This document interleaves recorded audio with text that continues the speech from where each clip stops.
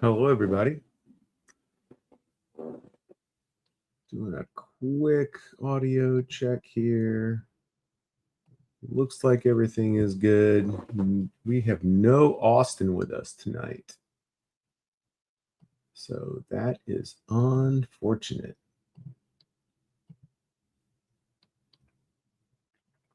Let's make sure we are, in fact, live.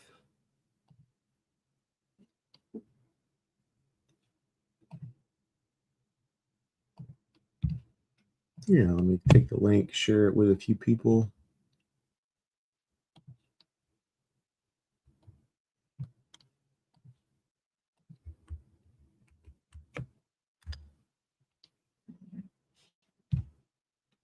All right. Well, let's get started. This is my first solo stream. And it's an entirely new skill set that I am completely unfamiliar with. Normally, I'm here to have a conversation and bounce ideas off back and forth with a partner. I am unsure whether or not I even have the skill set to do this, so we'll find out.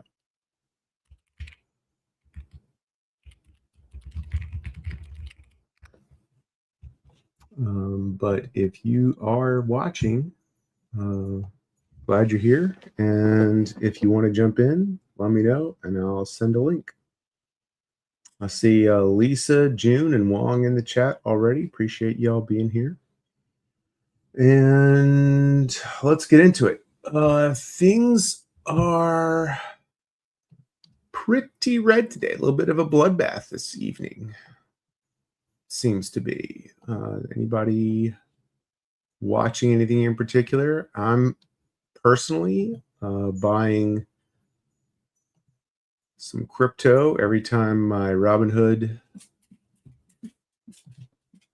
notifications chirp in at me that we're reaching a new 24-hour low.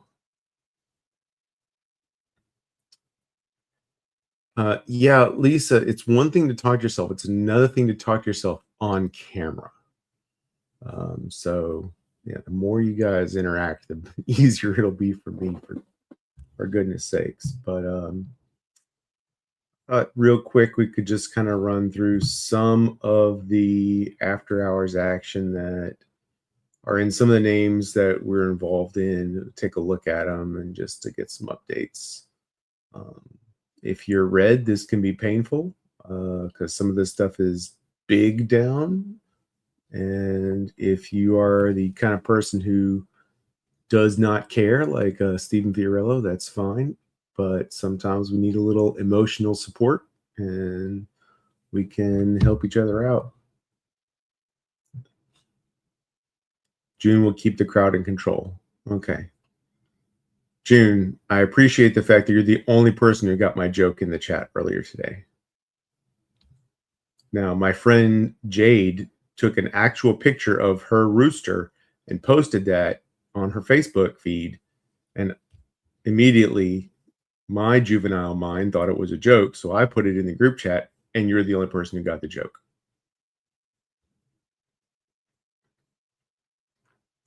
Yeah, Lisa, I don't think it's just SoFi that's getting its rug pulled. Let's take a look at old SoFi.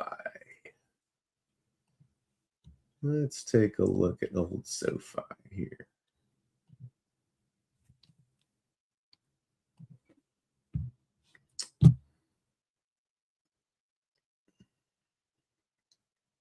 Where is old SoFi? Here we go. Oh, SoFi. All right, I have not pulled this chart up in a long time. But you can see that I had some plans for a 3-wave or a 5-wave pattern, and that did not work out. We have corrected entirely too hard to the downside here. So we are sitting right at the 618 retracement, which should be a really good spot to accumulate between the 786 and the 618 retracement. So you could get a lot of value there.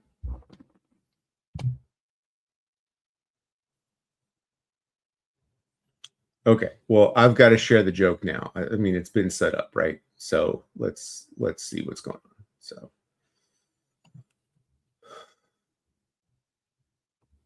I mean, the real joke is the SoFi action, but we also have this. This was the other joke of the day.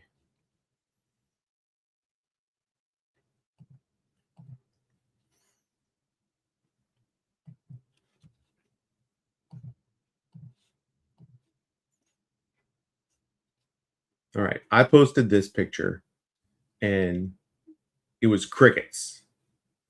No one got it until like an hour later. June gets it.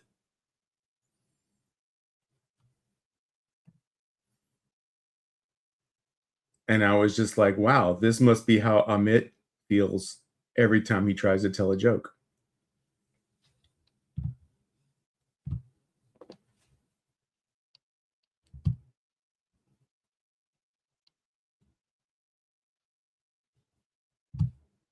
Yeah. Okay. Well, you've all seen it now, and now you can't unsee it. So congratulations.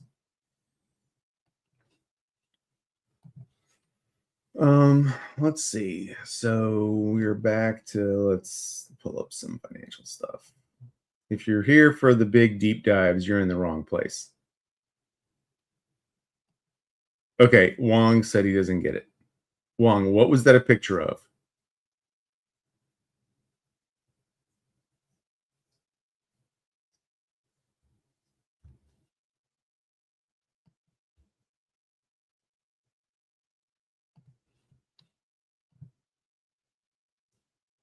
It's even funnier now that I think like now someone says they don't get it.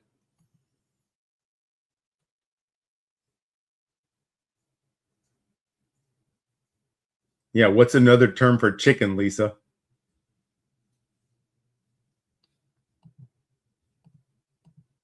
Male chicken.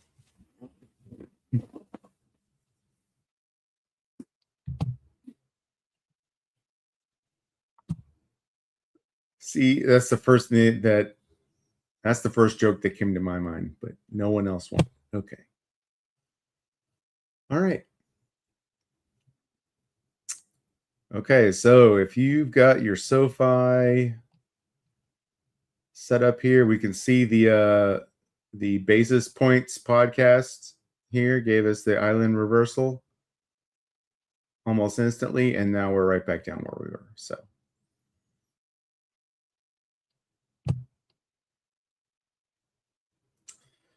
um yeah, I mean, SoFi in the mid 15s feels like a big value. I don't know how it gets much further below that.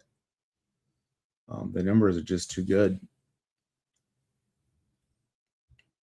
Um, I did see this just came across the wire as well.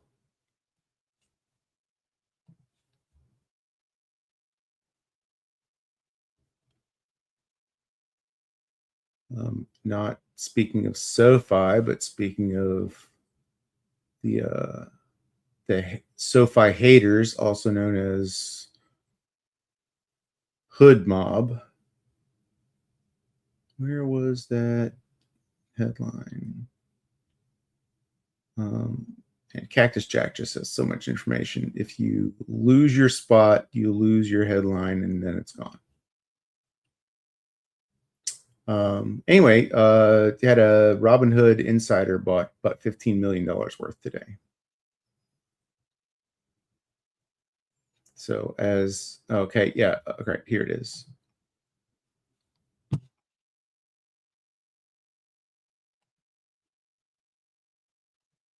Hood director.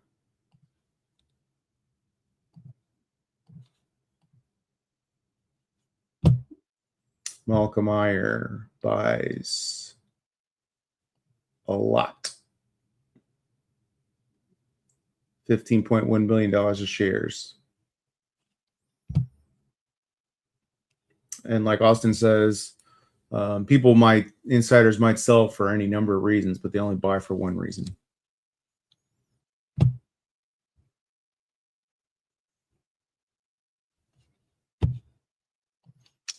Let's see some of the other big bads. Let's do this. Sort in. Oof. We're gonna just sort. We're gonna go back. Okay. Like I said, this is my first time doing this, so I have to come up with some kind of structure here.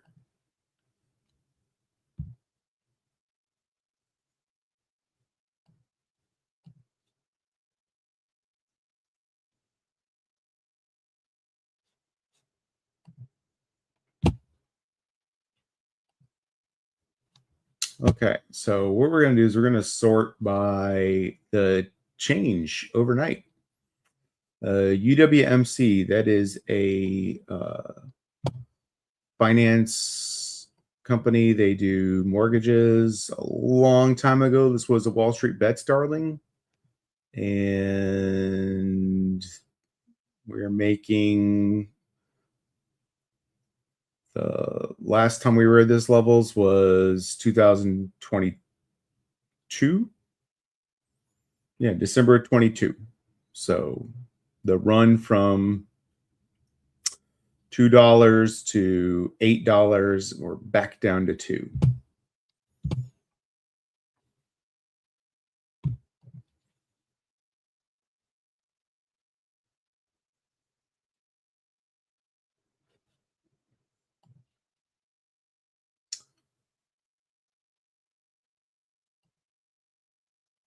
Let's see. So what's next? QBTS. Old D-Wave. D-Wave did good by me, y'all. Did good. You can see where your boy Dougie bought down here. He's doing good. But still, almost 8% down in the overnight. Doesn't feel good. Doesn't feel good at all. You know what they say, gaps get filled. I guess this one already did on this day, but we're saying, oh, we're down 8%, down to prices not seen since Friday of last week. The horror.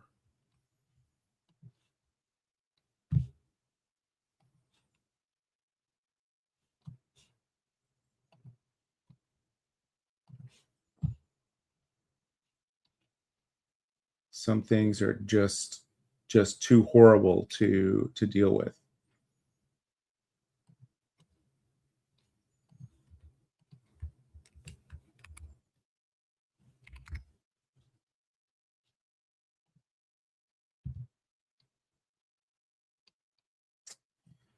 And next, we'll take a look at Lab of Rockets.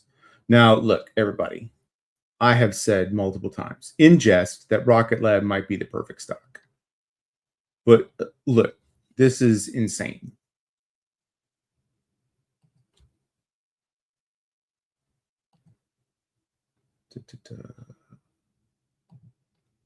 There is my price.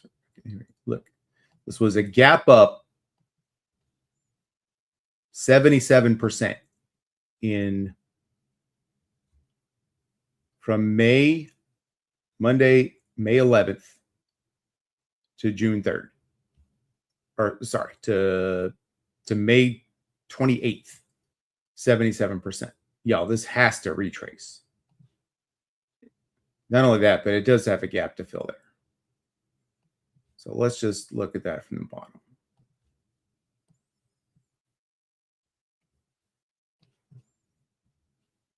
It's like you can't even get this spread out. Look, this is only a 50% retracement from the top. You're still up 50% from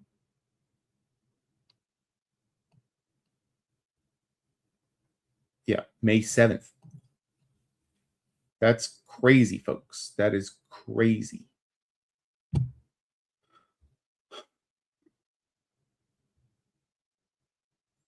I mean, 106 might be the accumulation range again. Yeah, it's been really painful for 2 days, June, but I mean, how much pain do you want? Like, if this is the pain you've got to deal with to get 77% moves in a month, then bring it. But you're right. Rocket Lab does need to cool off. And it will once the SpaceX IPO is done.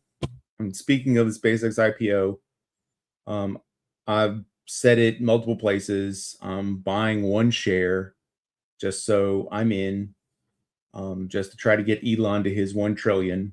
And then after that, I'll probably be buying again a little later on, probably 6 to 18 months down the road. There's some special rules with this IPO that I think the lockup periods aren't going to be as long. At least that's what I've heard from a couple of sources. We might need to fact check that or find someone who can fact check it. But it sounds like some of the insiders will be able to dump their shares on the market a lot earlier. So that means the prices will come down sooner rather than later and bottom out. And that'll be the time to accumulate. Long term, it's a good company. And it's a great opportunity. And you never go wrong with you never bet against Elon. But yeah, let the sheeple buy the stock at its most expensive price though.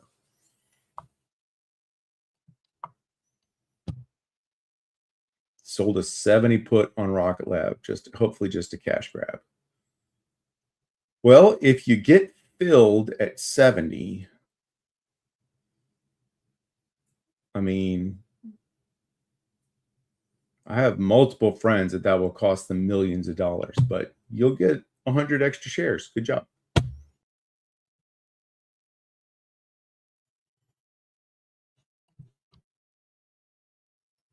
All right.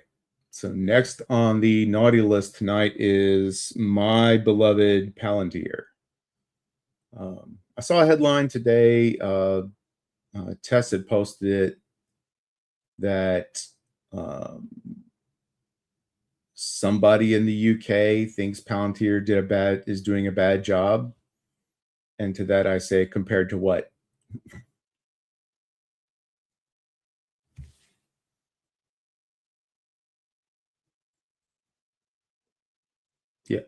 Yeah. Rocket Lab. Looking back at Rocket Lab, if we get back down to 90, 80, like we're still got people who are buying in the 4s, 5s, and 6s. So you can sit on that, and you don't have to sell against it. And what I would also say is, don't sell covered calls once we get back down to those ranges, because things could take off again, go highly, highly vertical. But look at this RSI on the on Palantir. Like, we hit ridiculously high RSI, and we're just come back down to, again, it only took 2 days, but we're trading back in this range again between 125 and 160. And I would not be surprised to see us trade sideways like this for the better part of a year. I would love to see us back in the 200s, making all-time highs again, but I just don't know if that's going to be the case. That we've pulled forward so much of the growth that it's got to catch up sometime soon. And even though my most hated name, ServiceNow, Adobe, the other big SaaS player,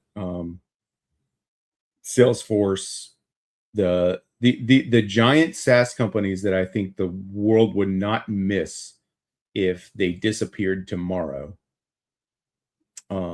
they still make more money in a quarter than Palantir makes in a year. That not exactly, but it's hyperbole to make a point. But those companies are getting slaughtered and not as richly valued as Palantir is anyway, and they're far more profitable. So I understand when people say it doesn't make sense, but at the same time, they're not as important. And what they do for the world is not as important. Moving down the list, Robin Hoodie. Man, who drew this arrow back here at this level? This was a smart guy a long time ago. This just bounced off that peak, ran right up. We're just going to trade sideways again here for a little while. Looks like we're gonna, man, look at this rabbit ears on on the RSI, just hitting 70 in the RSI here, or 69, whatever this is exactly, and then just rejecting. So that feels like we're going to have to trade this way for a little while until macro changes, or maybe Iran gets sorted out, because nothing says that global liquidity is going to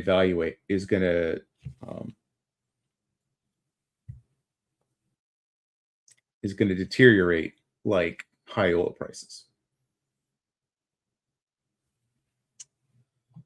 All right, we already discussed SoFi, Block, XYZ. I don't really follow this company very much, but it is on the list. Block's Cash App adds Afterpay, buy now, pay later. Welcome to 2021, I guess.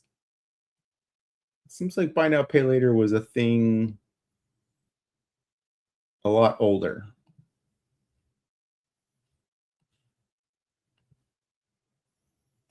Let's see, you had a big drawdown. Yeah, and it just went nowhere. But what you can see, though, is so we had the retracement back down at this level. And we thought there was an inverse head and shoulder here, which should have proved out to get us a breakout above the this 115 or the 236 retracement level, but just hasn't happened yet. And now we're below trend. So this may take a while to turn around. But this is one of those things too, though. Like, there was so much pent up ownership at these prices. It might take a while to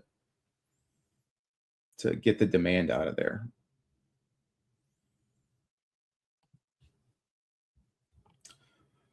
So now here's one I like. Palo Alto Networks. This is an Aunt Nancy stock. And Aunt Nancy she doesn't miss.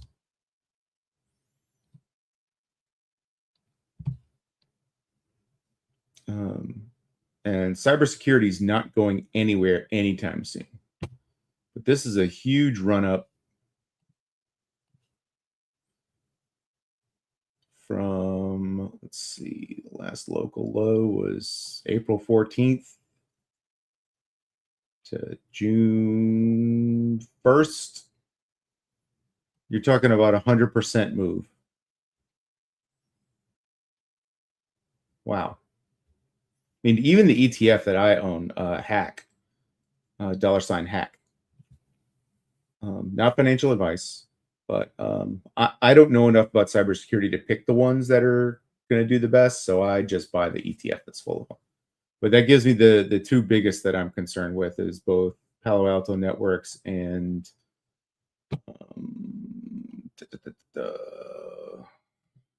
man, this really is harder than it looks. I guarantee you. Oh, also don't have 3 glasses of wine before you go on, but that may have something to do with it too.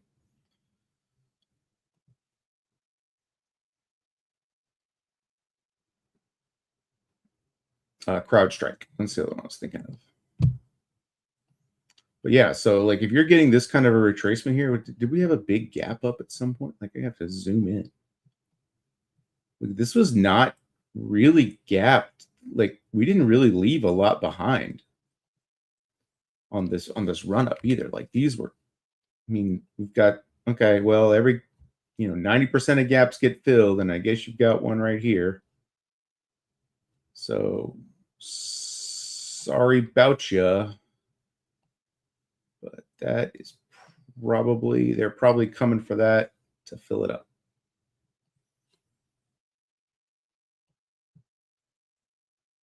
I mean, it's not like no one owns any shares between 180 and 190 because they've been trading in that area for a while. So it's not like there's no one who has that cost basis, but 90% of gaps get filled. So they're coming for you. Next is Marqeta. Yeah, hack that. That's what I buy. RNTY. That's what I buy. Um, I mean, it's not DRAM, but I mean, what is, right? For an ETF, I feel like it's pretty solid return for a year. And then when you look at what's in it,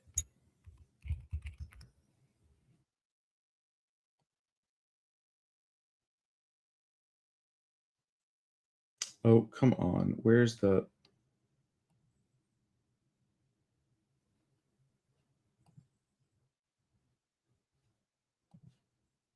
really?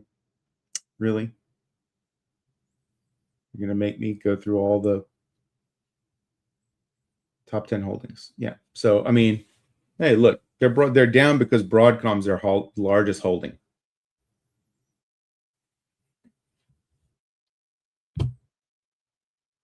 But the nice thing is you get Cisco, Palo Alto, CrowdStrike, Cloudflare, Fortinet, Fastly. Like you get some big cybersecurity names in there. So I don't know which technologies are the best and which ones aren't. So I buy that ETF and I can get a lot of run there.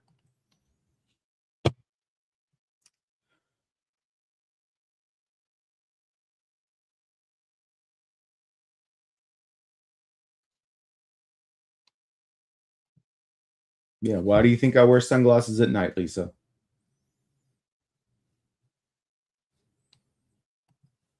Indoors, sunglasses at night.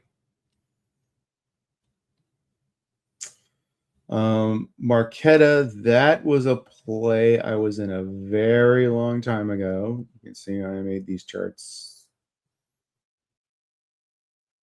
Yep. I had a bunch of call options and we thought we were smart and they went nowhere. But this is another one of those IPOs. So, we talk about SpaceX being a big IPO.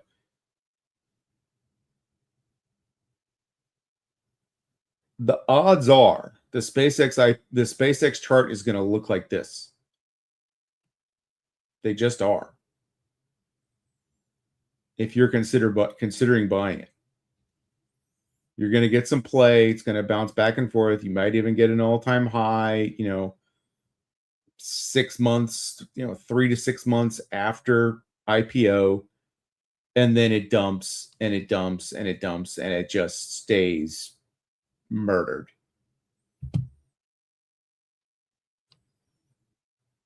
And then you're going to have you're going to actually have to have people showing up on Mars and that accruing revenue to the bottom line that is going to be turning around SpaceX. Because I'm sorry, connectivity just ain't worth all that much. You've got to completely invent a new market. Lumen Technologies. I've been in and out of this one. I've done multiple trades here that have done very well. I have purchases that were sub $1 and sales that are above 10.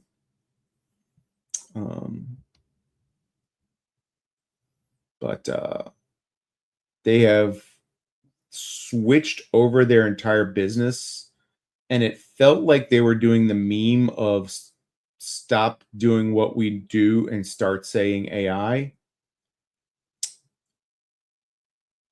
And that's kind of when I get out. So I made my sales mostly between 6 and 7 in my final exit. I have respect for the CEO, but I'm not touching this again until they figure out what their actual business is. Respect to companies that can turn on a dime, like a IREN, who Bitcoin miner, and then they're like, hey, we have all this electricity and compute power sitting around. Why don't we do the thing people are really paying for, which is AI? Do I know why Navitas is running so much? June, I do not know why Navitas is running so much. I have to confess a little bit of ignorance on Navitas. What does Navitas do?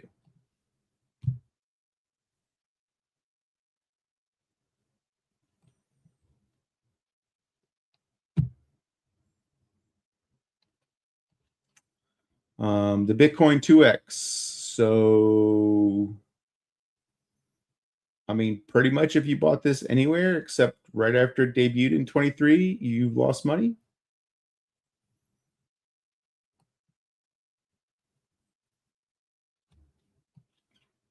Now here's one that is just Dougie's. It's called Grab, but it's just Dougie'sDeadMoney.com.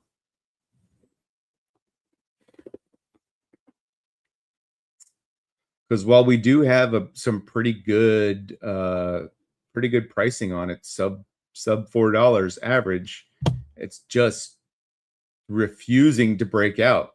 And I mean, you can see I put these levels in like a long time. I've had these levels in a long time ago, and we just hit them, crushed through it, bounced off another one, rebounded to hit it, and then just landed on another one. Like, this thing can only go so low. Like, all-time low here is 220. Like, how low do they want to take this thing? We've got to get the growth going again. And they're not a US company, so they don't get that good visibility to retail.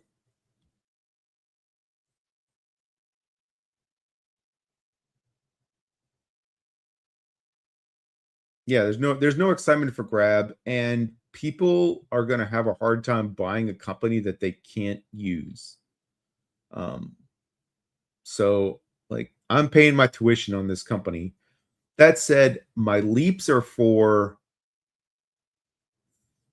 I have $5 2028s, and I have $4 2027s. I feel like they might be okay, but they've got to get the growth. Like, we need this next earnings to just, I don't know. They had a 59% surprise on earnings, and that just got them sold off. So we got to figure out what's going on there. Enphase. This chart made it on my list because of our old boys, Vitaly and Chris. And you know what? Look at this. Look at this. If you were willing to buy most hated stock, you may have had a recent run up. You may have had a recent run up. Chances are you're still down a lot of money, though. But when oil prices go up, all of a sudden, retail solar starts looking a little more attractive. And maybe that time is now, but it's just hard to do that with high interest rates as well.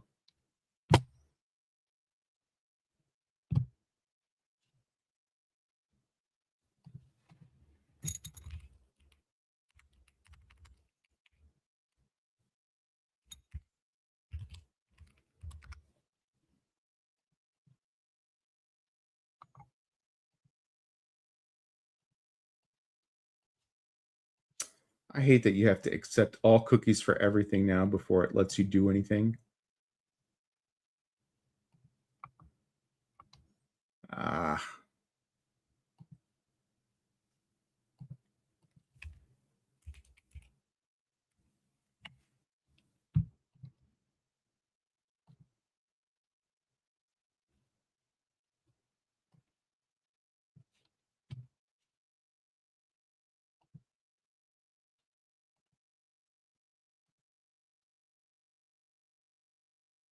Yeah, so here's Dougie's usage of, I do have rooftop solar, I do have Enphase. So this is what their product looks like.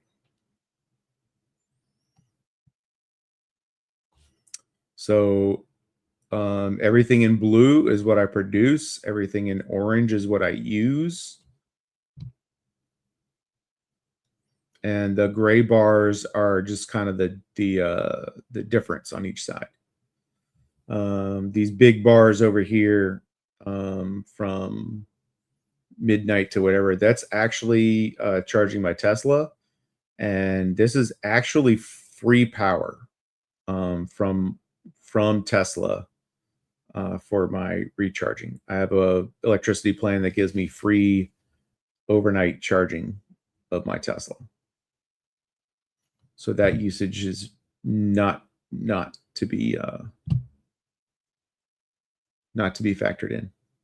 But anyway, I got sold way too much power generation. I don't need it, as you can see during the day. We really don't. All this brown in here, we really don't need that.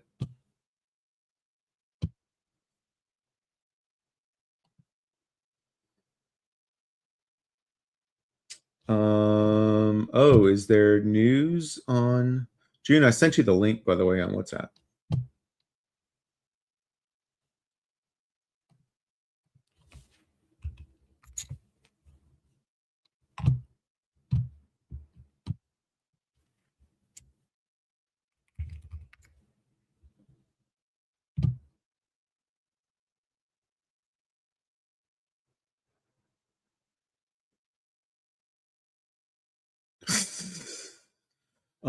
Folks,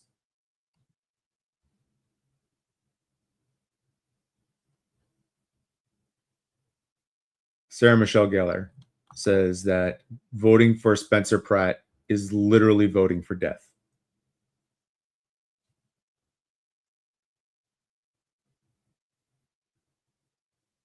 I mean, you can say whatever you want, but the people who live there really believe this.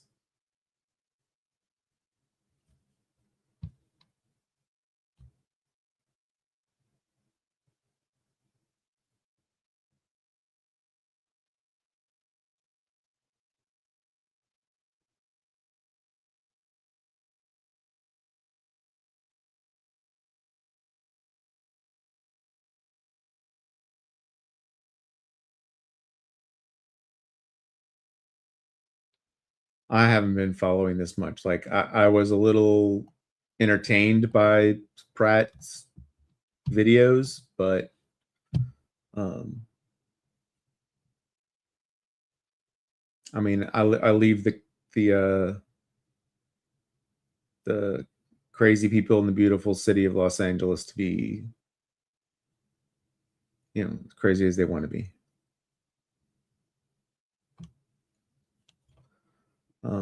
The problem is when we have the next Team Blue in the White House and in Congress, they're going to vote to bail out the state of California, which means all of the rigmarole and shenanigans that they've been spending and wasting money on is just going to get,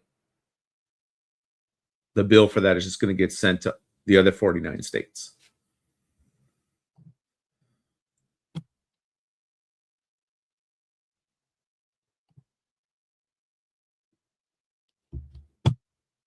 Anyway, so is Spencer Pratt related to our Spencer? No.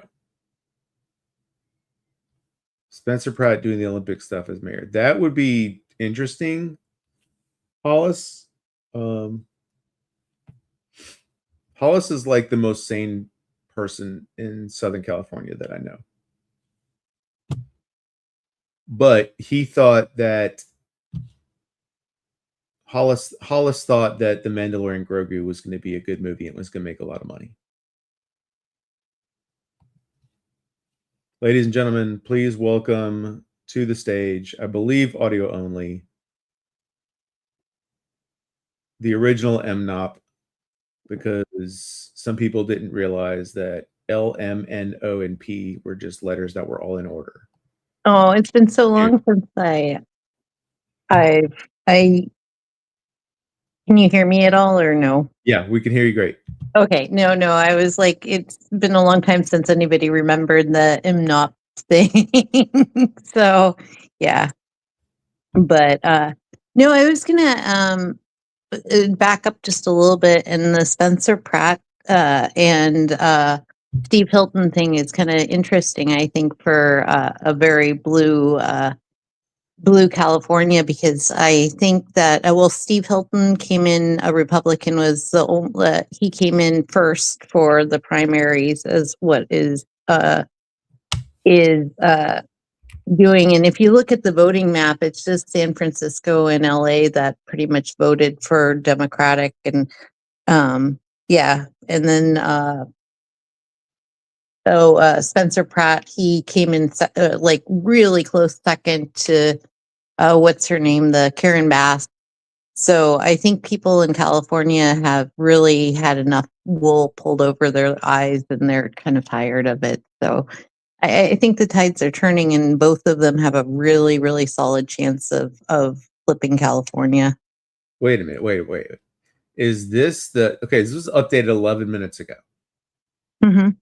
And in Los Angeles, what's the population of Los Angeles?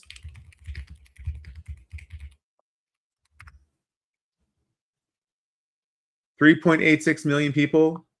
You're telling me that 450,000 people voted? Oh, that does seem very low. That's it? 450,000 people voted out of 3.8 million people? But all 3.8 million of those people have, Instagram accounts and Blue Sky and stuff and talk politics smack.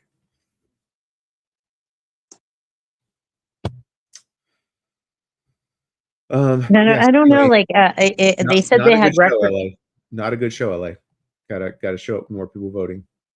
I guess this is only 62% reporting, so another 40%. California takes it forever to count their votes. They'll probably be like finishing counting them in July. Yep.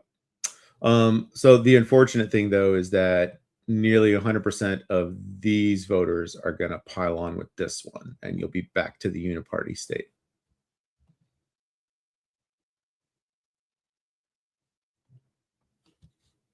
And then, what do you think about Steve Hilton? Because I think our other Republican came in fourth after what is that billionaire Steyer? Because Steyer came in third. Yeah, I think he's really talking a lot of common sense government that people are kind of craving. Is that for governor or? Mm-hmm. Yeah. Oh, governor. Okay.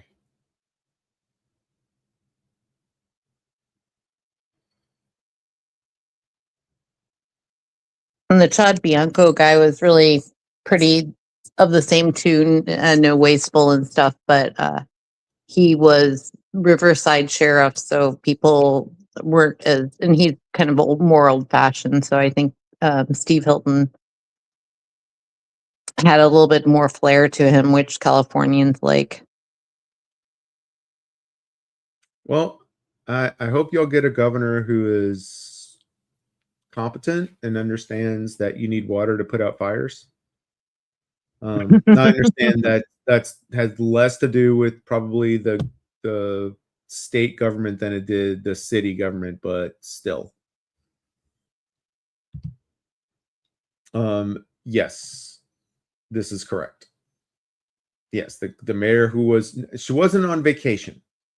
She went to Ghana to teach them how to do politics or something. It was a political trip to Ghana because the mayor needs to take international trips to small third world nations to drum up more business for the tech industry, I guess. I don't know.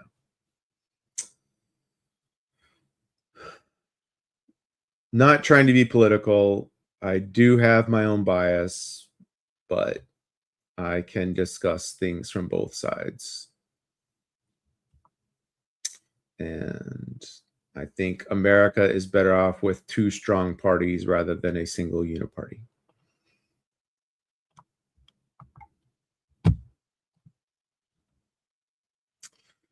Sorry, I didn't mean to insert my make this a political show, but I just thought that was interesting that I have no problem with that. I just know it can turn some people off, and I want everybody to feel like we can we can all be on the same team.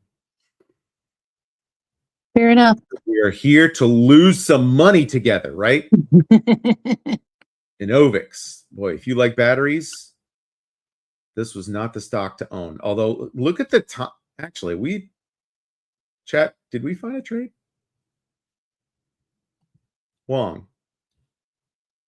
you're the guy. Hey, look at the date range between all these spikes. 336 days. June, did I just stumble on? Wong, you're the guy. Hey, look at the date range between all these spikes.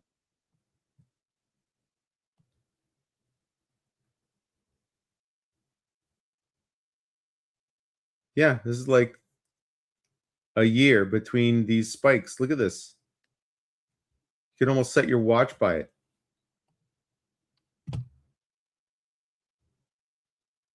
Batteries. That's batteries. I was like, I think some of the battery trades have been doing really well. Yeah. Well, Wong, it's a descending channel, but look at how regular it is. I mean, it looks like sinus rhythm almost. Like a heartbeat of somebody who is admittedly dying, but their heart is still beating. And all we've got to do is buy the low and sell the high, right?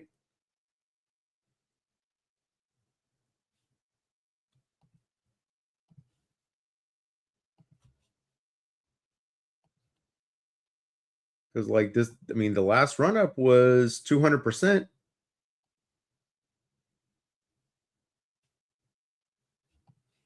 There's a better indicator here than just price end date. That's what I was looking for.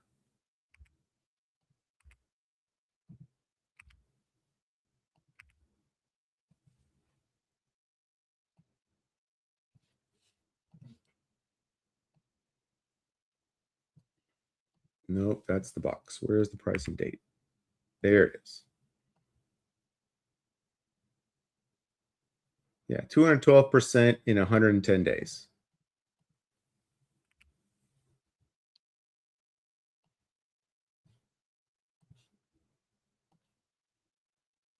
And of course, it gives it all back. 229% in 83 days. Yeah, so there seems to be a cycle on this. Somebody should look into that. Use the log chart, he say. There's your log chart, bro.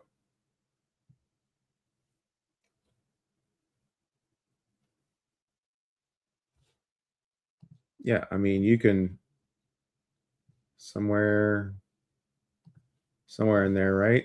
And then on these bottoms.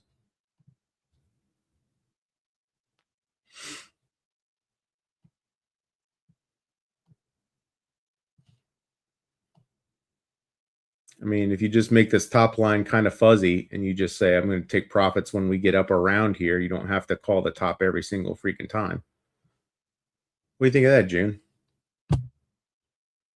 I'm not a chart reader, so I see what you call a channel, and I see it bouncing around in there, and yeah, if it keeps to that trend, it looks like your idea of just getting rid of it at the top would be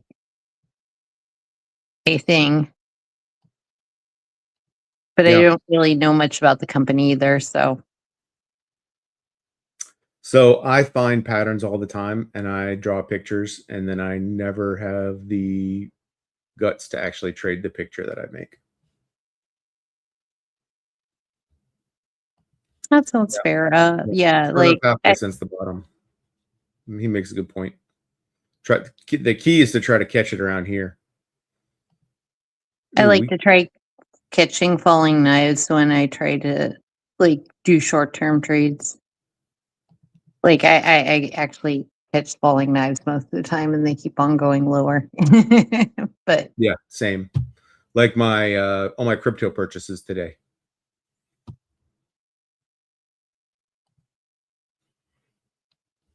Did anybody ever have Neo? I remember when my brother asked me if I had Neo, and I said yes, I did. I meant the crypto Neo, which at the time was considered the Chinese Ethereum. but he meant the electric car company.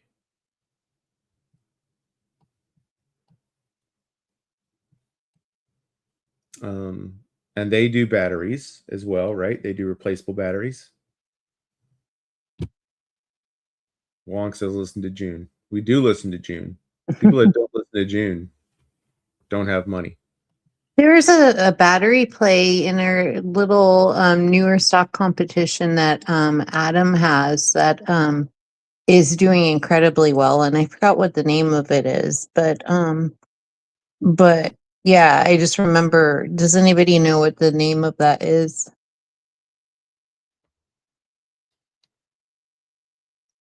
I do not know. I was looking for his reasoning on it, but yeah.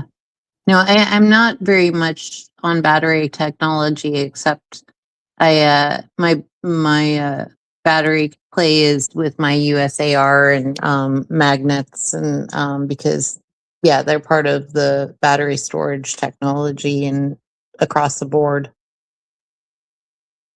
My battery play is still just basically Tesla. Is if they're going to have bots, they're going to have batteries. And I also have a private ownership in Eptronic, which is also, if they're going to have bots, they're going to have batteries. So I don't know if they'll develop the battery technology or if they'll buy it. But Tesla is constantly working on better batteries. They famously have, kind of failed one or two of those as well. Was it Amprius Technologies? Is it AMP? AMPX. Oh, okay. There's a company, Amphenol, that's also into, but they're not so much battery technology. They're more electrical. Here's an example of an IPO that's ready to break out of an IPO. So here's their IPO, the day one of their IPO here. Things went a little crazy, but if we just take this spot here, and we just set the line there, draw a horizontal line. Oh, look, they tapped it again, went down, retraced, and now broke out above it. And now it's kind of becoming supported in this range, which is still first week. So, but this is what an IPO, this in my mind is what a successful IPO looks like. It takes you 3 years to get back to your IPO price, but then you get to go up and to the right.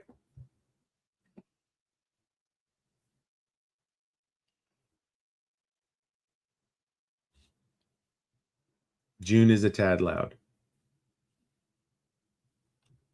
She's also muted right now. So, yeah, this is her first time. Thank you, June, for jumping on and giving me someone to talk to, by the way.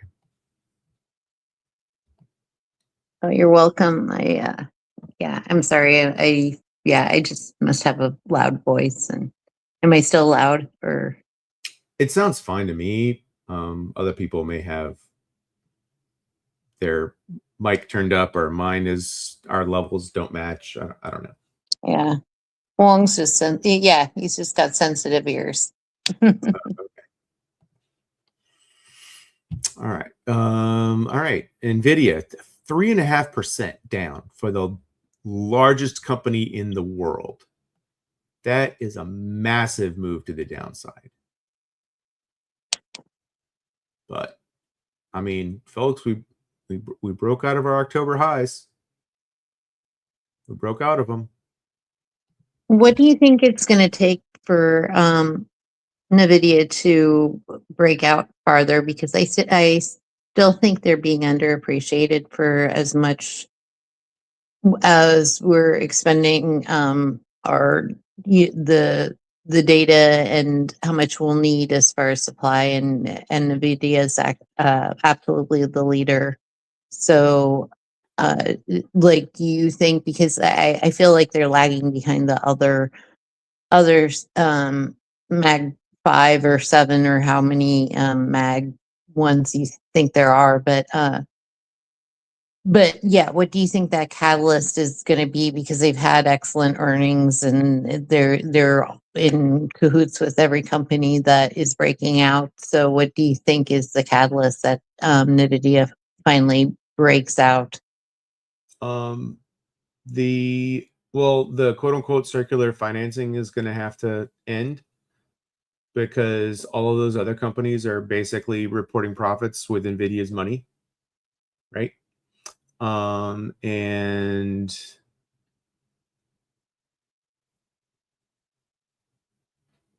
well, it's going to be hard to move them because they're in first place.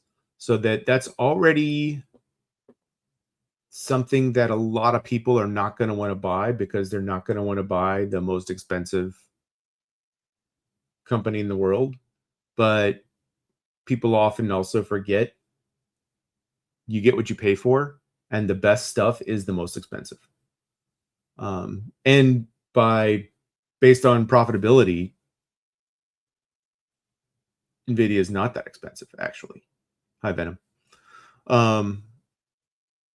But to get it to really move, all the rest of the picks and shovels are going to have to start failing, and that the people who actually own the building are going to have to start collecting rent. Does that make sense? So all the contractors are getting paid right now to build the buildings, but once the building is built, they all go away, and the person or the company that owns the building gets to continue operations and have rent and everything else, and they begin to use the building for what it was there for. So you think that's going to be the catalyst for it breaking out is when it stops the circular financing, if I'm understanding you right? Because I actually think that when the CapEx stops, that's when NVIDIA takes off. Because NVIDIA is going to be they were the first one in, they're going to be the last one out. But NVIDIA is also building the AI products. They're not just building the hardware, they're also building the software and the products on top of it. You know, they're in the robot space, they're in the autonomous driving space, they are in the hard compute space, they're going to be in the storage server space. Like they're what do you in the networking space. Like they're designing all this stuff, right? So it's like Foxconn. Yeah, Foxconn builds the phones, but nobody buys Foxconn stock. They buy Apple stock. Apple designs it and sells it. NVIDIA designs it and sells it. Who cares who builds it? Everybody's buying Foxconn right now. NVIDIA is Apple. Right? Yeah, I just I don't know. I think they're taking. I guess I'm not really getting your point.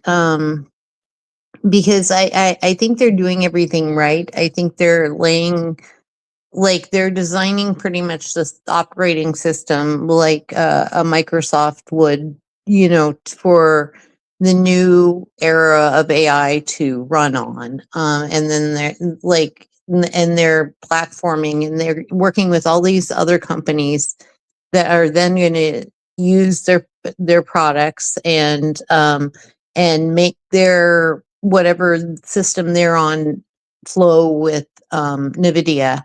And so future generations will probably be built on the same thing. So I think NVIDIA is pretty solid. And I think all the circular financing that they're doing is actually probably helpful for them because all those other companies are the ones that are moving forward. So if the future is successful and all these products, even if a few, fall by the wayside, I think NVIDIA is the direction that everybody's headed. And all these little joiners can be successful along with NVIDIA. And I think NVIDIA is just giving the capital that a lot of the smaller players don't have or wouldn't have without it to be a bigger player in this new technology. Yeah. So I'll make a little example that's a little more like PC or technology based. Mm. Uh, NVIDIA is building, like you said, they're building the operating system, the platform that everyone's going to operate from. So they're the Microsoft of AI. But for some reason, right now, the market is trying to buy A-Bit and ASRock and Seagate. They're trying to buy all the other components that went into the PC instead of buying Microsoft. I see what you're saying. Right? Yeah, because they figure all these little players can they're so small that they can triple or quadruple in size, and Nvidia is so big that what do they really have to gain in a short time? So people are focusing on the short term moves and not looking at the bigger picture, perhaps. Yeah, perhaps. But yeah, Venom makes a good point though. What the buybacks and the increased dividend will do to earnings per share. But yeah, just let them decrease the float. Let my 600 shares represent, in my one account, let that represent a larger portion of the total company.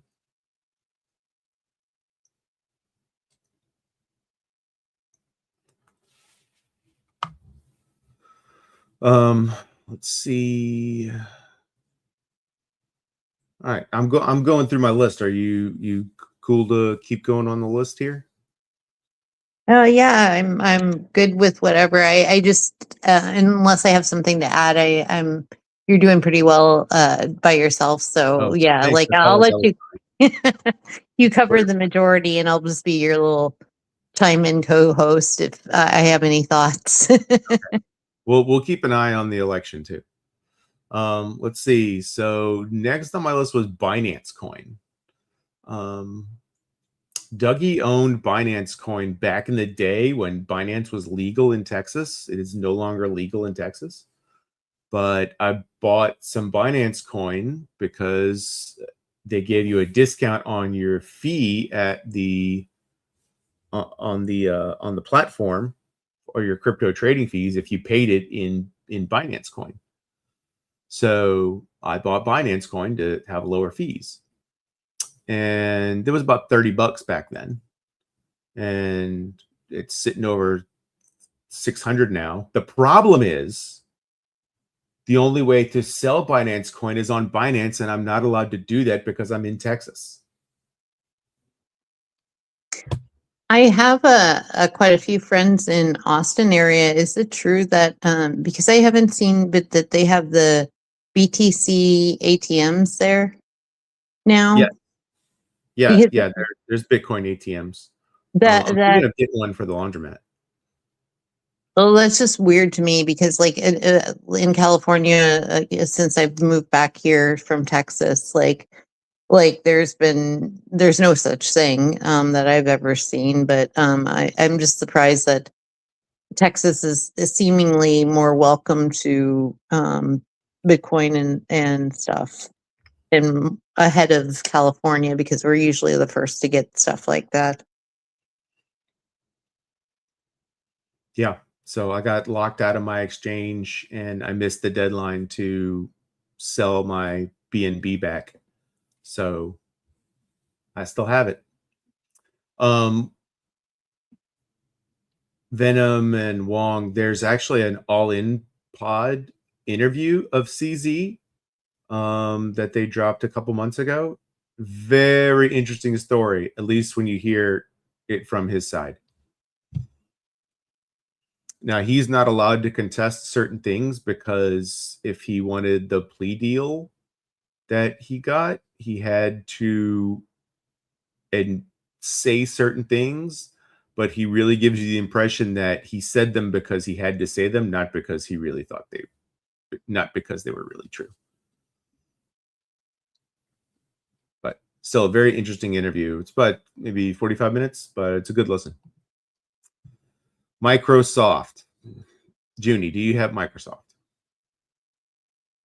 I have had it for quite a while, and I have not added to it. I've just kept it, and yeah, I don't have a large portion of Microsoft. It's kind of like a tried and true, but I don't doubt that it'll come back. I'm just not excited about the name.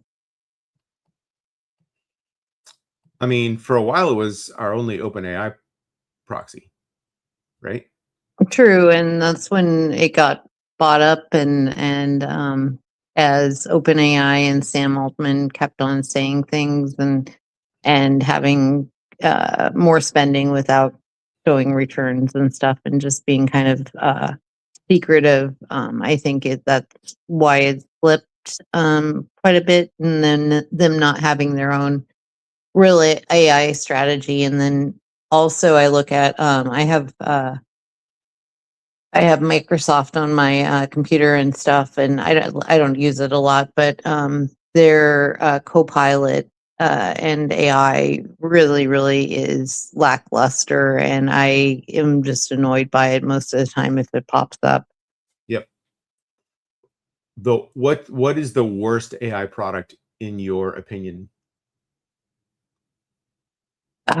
Something that you actually use. So, I mean, hey, you can say Copilot because you just said it, and Mhm. sister, you won't get any blowback from me. I would probably pick that one if I had to pick. So I have there's ones that I haven't used, like I haven't used Grok a whole lot. And yeah, what is the newest? Oh, I can't think. Yeah, but yeah, so of the main ones that are widely available, definitely Copilot is the least helpful. So, I'm going to submit that Adobe is the worst AI product out there. You can't open a PDF without it telling you, I'm going to summarize this PDF for you. Would you like me to summarize this PDF for you? No. You click no. Would you like me to summarize this PDF for you? I can do it. No. So you have to click through like 3 times because you know what? They sent me this long freaking document, so I actually have to read it. I can't let an AI read this paper for me. I actually have to read it, right? Like, um, I'm judging these submissions, so I actually have to read what's in them, and I have to read them for details that may be messed up. I can't let an AI do that for me.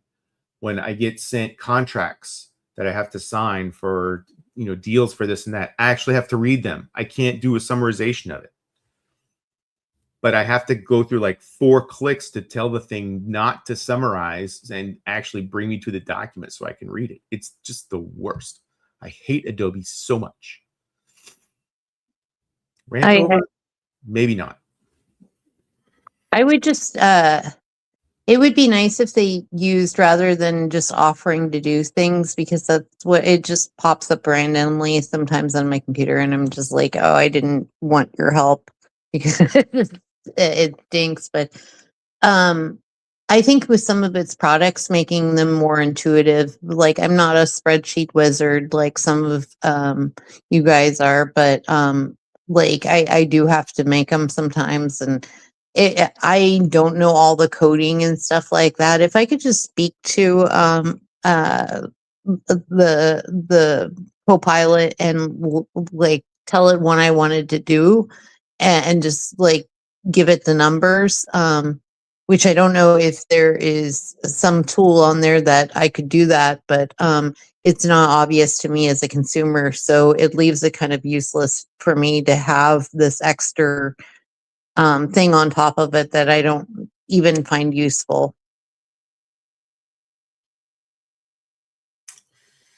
I don't get a lot of pop-ups from like Excel, for example, but it can, and I'm not a great user of AI. I should use it more, so I know more about what I'm talking about.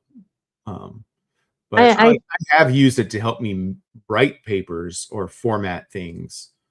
Um, but I just see it as when I have to do work, and it can't do my work better for me. I end up having to check it, and I spend all my brain power checking it rather than just doing the work. No, I see that. I just because what I see is AI is supposed to make things more intuitive and easier to work with, and until they make a product that is that the average consumer can just jump on and be able to talk with or interact with without having to learn extra skills to communicate with that product, then yeah, if you do that and you make it useful and make it intuitive, like the UI, UX for it, that it's just something that you speak to and can explain what you want to do, and it will help you do that. That's when it's going to be useful, and that's when I think people will start seeing the value in it. If it's just a tool on the side that pops up and gives you suggestions of summaries and stuff like that, or has abilities that you have to go searching for, it's almost like it doesn't exist and it's just a thing in the way. And then I don't think there's much value in it in unless it's a select amount of people that have been trained on how to use it and blah blah blah. But the average consumer isn't going to adopt stuff that isn't super intuitive and helps them just really easily, where they don't have to put all kinds of extra effort into it, such as checking the results of things. Yeah. Well, I mean, none of these companies are going to take liability for anything. And that's, oh, I hate to say it, but that's why we're actually not going to go anywhere for a long time. And it's probably China that wins the race, because in America, the lawyers will be defending the AI companies and won't let them be liable for anything. Think about it. Anytime you do it, says AI can make mistakes. We use AI for this, but it can make mistakes. Okay, well, make one that doesn't. If you think about one thing that would be excellent for an excellent use of AI, would be things like driving assist, mapping assist, not even like in an FSD like format, but just like a like it could add driver awareness tech, right? Where it doesn't drive the car for you, but it still tells you, oh, hey, there's a kid about to run into the street or something like that, right? But they'll never do that, because then the company that developed it would be liable. That's it's just the liability made me think about the whole issue with driverless cars. I know that we're talking about Microsoft right now and types of AI, but yeah, like I don't know, that's going to be a huge insurance issue, because we're going to have to get there, sometime, and it just makes sense that we're moving that direction. But yeah, there's going to be some point where these companies, if they want to do the things that they want to do, that they're going to have that level of liability that they have to take some responsibility for. You know what annoys me is The when I get problem is they waited until they have $1 trillion valuations, and they didn't start off that way from the beginning. Right? So now essentially they have too much to lose, right? Yeah, no, I was gonna pop in and say, like, I talk to Gemini quite a bit, and Google has it, and I hate it so much because I ask a lot of, I'm in, like, I research medical stuff quite a bit, and then I'll, of course, do stock research quite a bit, and I am so annoyed every time it says this is not for medical opinions, and we can, and it'll do it unless I ask it to stop. It'll do it for every almost single response. And then also the financial disclosure thing. I feel like I'm watching a new episode of Steve's disclaimer every time I ask a question. Yes, yes. But I don't understand why we can't sign up for those things and do blanket for when we sign up for Gemini, why we can't just do a blanket uh disclaimer like we do on other things, like when we sign up, like we acknowledge that it does not give financial advice, it does not give medical advice, and it can be wrong, and we just sign off on that on a blanket thing, and then it doesn't have to have and go through every time that I'm not responsible in this, every time it answers a question. And I don't know if they're going to be able to kind of like the McDonald's hot cup of coffee, like of course the cup of coffee is hot, and stuff, and so I always saw that as a bogus lawsuit that was major. But if other big companies are going to be able to say that, oh, we gave you a disclaimer and we don't take liability for the answer, and then still stupid people do stupid things and then try to sue the AI companies for things that they should have known not to do or not take as serious, or just because the AI suggested something. Right. I don't think there's much risk in the older generations doing it, but certainly the kids that are growing up with it as their default brain setting. Yeah, they're the ones I worry about, because they're the ones who are humans are tool users, and so we use tools to make jobs easier, but now we're going to make thinking and learning tool based, which means we don't actually have to think and learn anymore. Yeah, I'm not sure how that's going to work, because I think we're gonna forget how to learn, and we're Are going we to forget how teaching? to remember things. Like I'm much like really out of the education system quite a bit anymore. But I'm wondering how much we're actually teaching our the next generation about AI and how to use it, because I think about like our generation, like how capable are the teachers who are 40, 50 years old on to teaching this new technology that is new to them and stuff like that. And then It's got nothing to do with age. It's got to do with most of them all went to community colleges to get teaching certificates. I mean, they're kind of the least qualified people at all to be teaching anyone anything that's new. Diploma that's mills, and a lot of them are teaching diplomas. I I'm not was saying like, there aren't good teachers. I'm saying most of them aren't.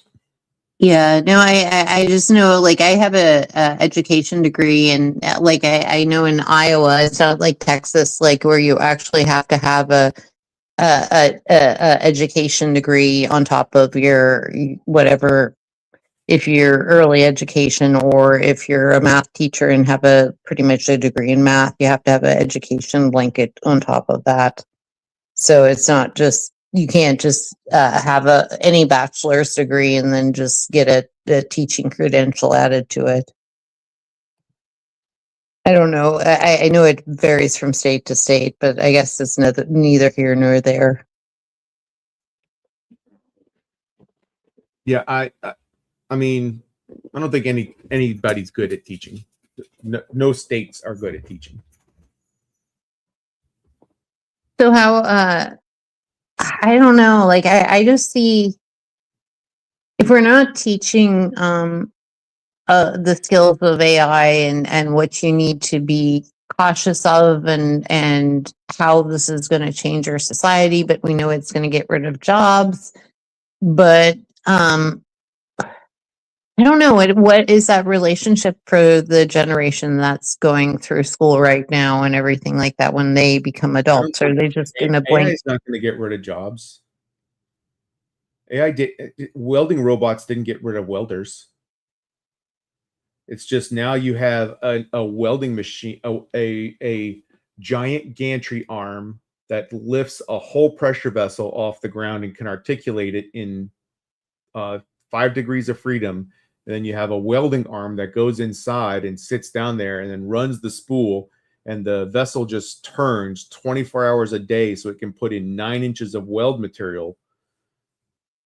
Like, yeah, that replaced welders, but you still have one dude sitting in the pilot chair running the robot.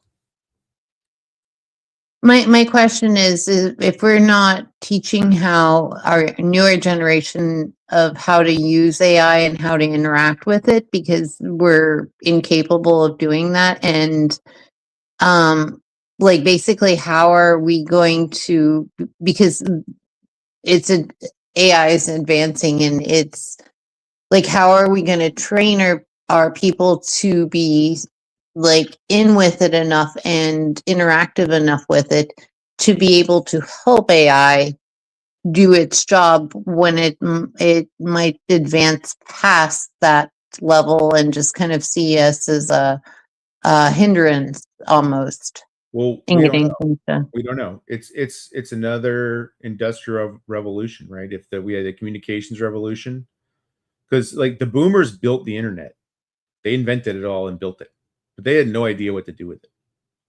It took Gen X and millennials to figure out what to do with it, right? So Yeah. now Gen X and the millennials are um, and the Zoomers are building AI, but they're not going to know what to do with it. It's going to be Generation Alpha that figures out what to do with it, right? Like Henry Ford, yeah, he built the automobile, but they didn't have interstate highways. That was that was The the next generation to two come. generations removed that figured out, yeah, interstate highway system. The Wright brothers built the airplane, but it wasn't until World War II that civil aviation became a real thing. So you think there's going to be a rubber band effect with AI where we develop the tools faster than we figure out how to use them, and then it kind of slows down until we start developing those uses, and that will rebound the actual participation of humans getting into the loop again, figuring out what the useful things and how they can work with the AI to better promote whatever it might be in society. Rubber band might be a little extreme. Probably something like that. But I see it being more of a slope than like a rubber band where it goes from 0 to 1. It'll just be more of a gradual, because there's one thing you can do with AI right now that you could not do with any of these previous technologies. Is you can literally go in Gemini and ask it how to better use AI tools, and it can teach you how to use itself.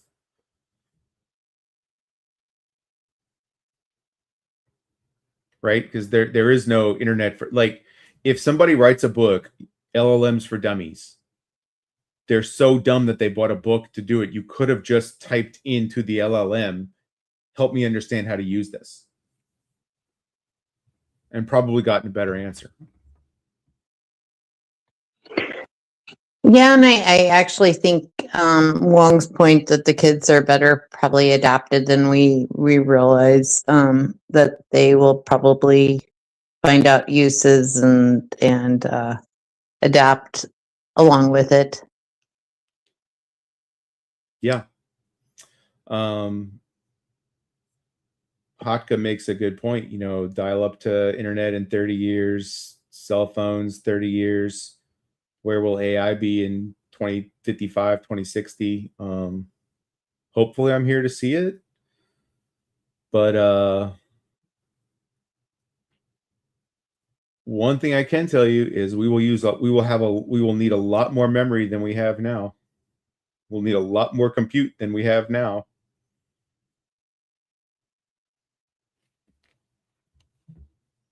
I went on Steve's show a couple of days ago in the afternoon to explain why I'm buying Micron, and I thought I'd have a chance to talk about it now, with Austin, but I'm buying it because we're still doing essentially text-based processing with AI. We haven't even begun to really process audio yet. Not in a way that it needs to store audio at the edge to process it and recall it and play it back to you, let alone video. Because that's the ultimate thing, right? It's like, oh, I had this conversation with someone yesterday. What did we talk about? So right now, like in corporate America, when you join a meeting, you put it on Teams and it starts transcribing the meeting for you, and it will use AI to summarize the meeting and send notes out, right? And maybe you had an action item or something like that, and it kind of automates some of those tasks. But what happens when it can just replay the part of the conversation you needed, right? And it's doing it on the edge, right? So your Meta glasses are doing it. They're not sending a request to a data center to figure it out and to pull that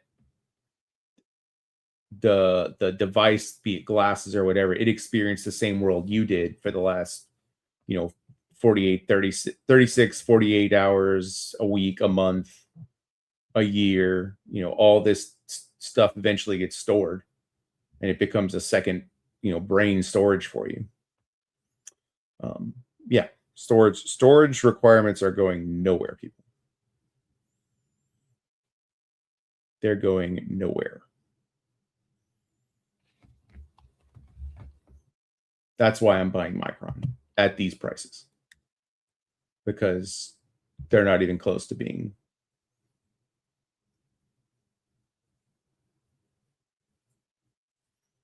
I have had Micron. Go ahead. Oh no, I've held Micron. I actually bought it a couple of years ago, and I've had amazing profits on it, and it's just kind of what I'm writing with. I'm not selling, but I'm kind of I don't know. I believe the same thing you is, that we're only going to need more data, more storage, more like capability as far as that. But if you think about the amount of storage, I think that's one area that we need to make a lot of more developments in, because if you just think about all the data because I want my AI to remember what conversations I had with it a week ago or 2 weeks ago, so I don't have to re-explain things and hear things that I've already talked about with it and stuff. So yeah, if you think about the sheer amount of data, and then if we have meta glasses or whatever devices that we're using that record our environment, all of that is going to be mapped out in real time, or every time a car or a person passes by. I'm sure that data is going to be kept and used for data collection or surveillance, or whatever it might be using, scientific research, or yeah, you mentioned it, whatever it might be. But yeah, I just think that if you think of, I don't know, if you think about normal storage, yeah, that's just mind blowing how much storage that is. But I wonder if there's a way to compress the memory and make it more efficient, and who the leader in that might be. Well, if you compress it, that just gives you reasons to buy more. That's what happened with processor cycles. Every time they released a new version of Pentium, they built an operating system that was larger and chunkier. Every time they built something faster, it got used, and it still does. Every time they add more storage, we use less compression, or we add bigger photographic sensors to our cell phones. or what, right? Like we just capture more data and store it. Do you think that's going to be on device, or if that is going to be cloud storage all the way, and how easily is that?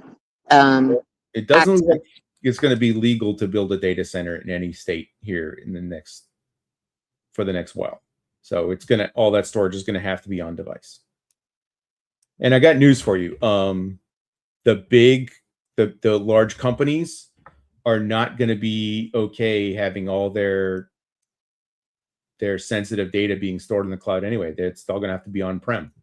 So like we've spent the last decade and a half rolling out cloud, and we're going to spend the next decade rolling everything back to on-prem. Awesome. There's your cycle, by the way. The on-prem versus a cloud cycle. There's going to be, it's always, I don't know, it's always about size too, because, none of us want a clunky phone or a clunky, pair of Ray-Bans, that, I don't know, how do you still wear your Ray-Bans, Doug, or? I'm not wearing them now. No, the AI is useless. I should be able to tell it, okay, I pull up this chart on my computer and I should be like, hey, Meta, what am I looking at? It should be able to tell me what the price of Bitcoin is, but the best thing it can tell you is it looks like a stock chart of some kind. I'm like, well, you're not very good at your job. Is there anything it does well? It plays music well. It's good opening your headphones. That's about it.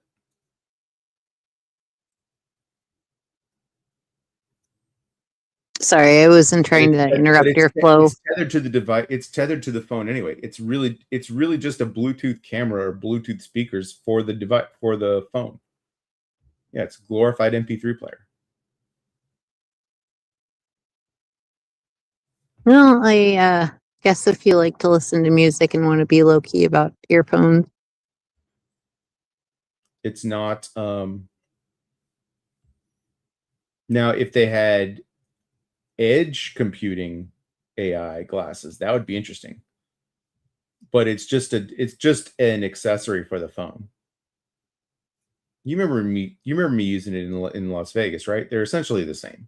Mm-hmm. Like everything's like, oh, you want to look at the photos or process the video, you have to pull out your phone and then sync the phone with the glasses, and all the stuff gets saved on the phone because the phone has the memory, it has the band, it has the actual network connectivity. Are you still liking your foldable Samsung with the big screen? Yes, and I'm buying the new one as soon as it comes out next month.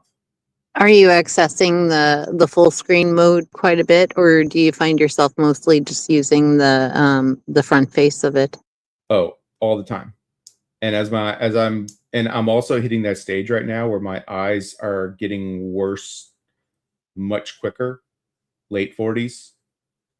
Yeah, I can relate to that. The near vision is dramatically dropped off in the last 18 months. And so now it's almost a requirement for me to use the full screen mode.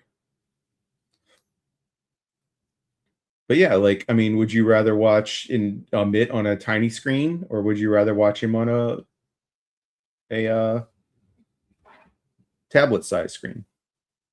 I always watch them at YouTube, mostly on my phone. And I have a laptop right in front of me, and that's usually where I'm doing my stock trades and stuff like that. So I can say safely that probably watching on a bigger screen would suit me. The thing about it is I don't know, because I'm usually moving around and stuff like that. I don't know. I think I would just by default if use the front face of the phone, because I want to carry around my phone and move around and stuff when I'm doing that. Yeah.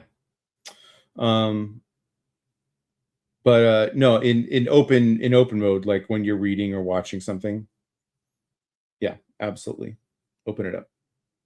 But just carrying it, like when you're walking around or doing stuff, yeah, I carried it around and folded, but see, What but what things are they here's the, adding? huh? Oh, what things are they adding to the new phone that's coming out? They're You said you were upgrading. they're changing the form factor a little bit. It looks like they're going to make it a little more tablet shaped than phone shaped, which I'm looking forward to. They are working um, the fold line is, every time that they release it, it's markedly better every single version, and it's going to be also lighter, so that'll be nice. But it's already like my phone is folded. It's the same size as my wife's iPhone. Yeah, I can see where the extra screen size would be nice, but I mean, you wouldn't notice if I just took your phone and gave you this one, and you never unfolded it. You wouldn't even notice that you have a bigger phone. And no, Wong, you cannot use the glasses for poker strategies because you would physically have to say, "Hey, Meta, what are the odds that 7-4 offsuit makes a set?" Because it doesn't do that based on just visual information alone. Which is why Amit is wrong about not needing glasses. It has to be glasses. Just because these suck doesn't mean they're not the answer. But what's the AI device he uses more than anything else? His FSD that has 8 freaking cameras on it that are on 24/7. You've got to have visual context information or video contextual information about your environment 24/7 for the AI to become really useful. And if you could use it for poker strategies, Wong, everyone would do it, and then you have no advantage at all because everyone's doing it. The only person who doesn't have them would have the disadvantage. So, yeah, like I got surgery to not have to wear glasses, or so that I could just wear sunglasses at night, which is fine. But yeah, if I still had to wear glasses to read and everything, I would wear I would wear the Meta glasses. I'd get the prescription lenses put in, and I'd have.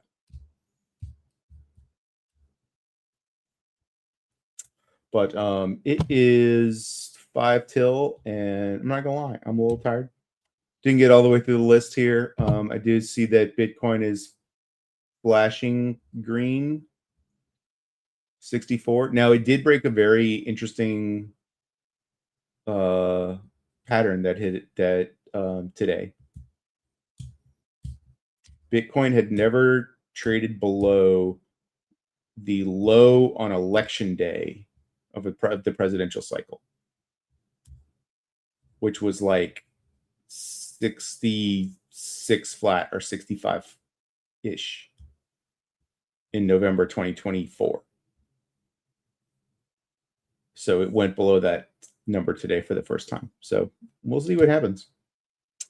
But I have a feeling that all the Bitcoin millionaires at the top of the next cycle are going to be talking about their new averages they have in the 60,000s. so do you think this is going to be the end of the bear market on crypto, or are you of the opinion it's going to last a little bit longer and this is just accumulation phase? And it's accumulation phase. Look, the time to buy crypto is when people like our buddy Amit talk the most shit about it. That's the time to buy it. I don't make the rules.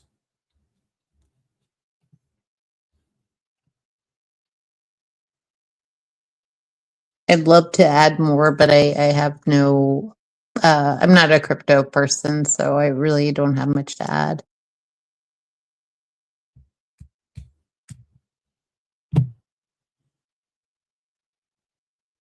But I would agree that this is probably the most bearish that crypto has been in a while. I heard about dilution This is your time to buy. Yep.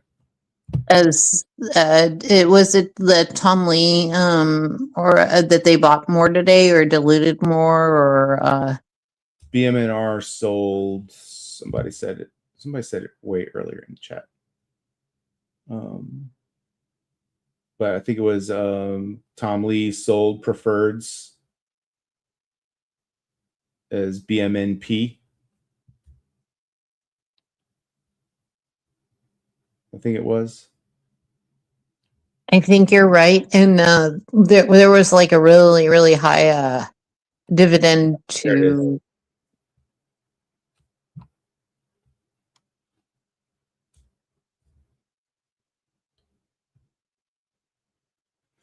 Yeah, I'll pass. I will pass. I'm already getting my trying to work up to get my 10 grand a month in dividends, so I don't have to have a job. Getting close. Getting close. How have you been liking switching to more of a fixed income dividend portfolio opposed to what you were doing before? I do not like it. I would much rather be on these crazy rides with the photonics and the memory with the rest of the cool kids. It's hard watching those run and not being in it. Are you dabbling a little bit for fun, or are you pretty much trying to keep your hands off and just do responsible? Trying not to, kid. Trying not to. Well, that's pretty cool though. If you can not have to worry as much and just live off of a fixed amount. There's positives to that too. You get a little bit of your life back. Oh yeah. Look, when they come to me and they have a job I'm actually interested in, then I'll take it. But until then, I'm good. Is SoFi selling off because of crypto sell-off? That is a good question. I think SoFi is selling off because we're realizing that as chaotic as Trump is, Iran is one step more chaotic. And as such, oil is going to remain high, and then that's going to prevent rate cuts. So SoFi selling off because no rate cuts.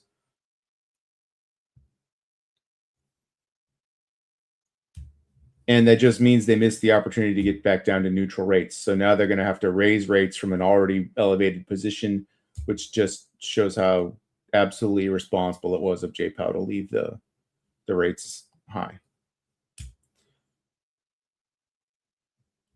Raven, I'm trying to get, I need one more double, bro. I just need one more. And then I am living as high on the hog as I need to live. People can try to go higher. My goal is to one day be Matt Money. Do you think that Hood is just following Bitcoin pretty much because they've been doing a lot of with the Trump accounts and everything else. They've been doing a lot of advancements, and I think Vlad has been doing a good job as far as being a little bit more in the public light a little bit more lately, and trying to cast a public perception of good nature, I guess, and that they're working on things. I know that they've had a recent bump up, but that's kind of pulled back a little bit. So I still think they're in the shaky zone. But I'm just wondering if you think it's got to be crypto that brings them up again, or if it's other factors that are kind of weighing on that too. Well, here's your chart. It's Hood BTC. The price of Robinhood shares divided by the price of Bitcoin. Ooh. That's interesting. I've never seen that comparison before.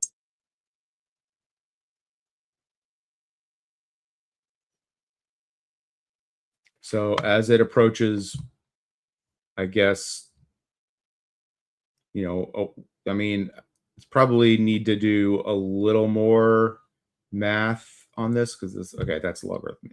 So I'd probably do a little more math on this to kind of get it equal weighted. But right now that just shows the total relationship movement. So this means Hood is moving faster. Hood is going up faster than Bitcoin as you move to the right. Yeah. It is, but they're highly correlated, it looks like.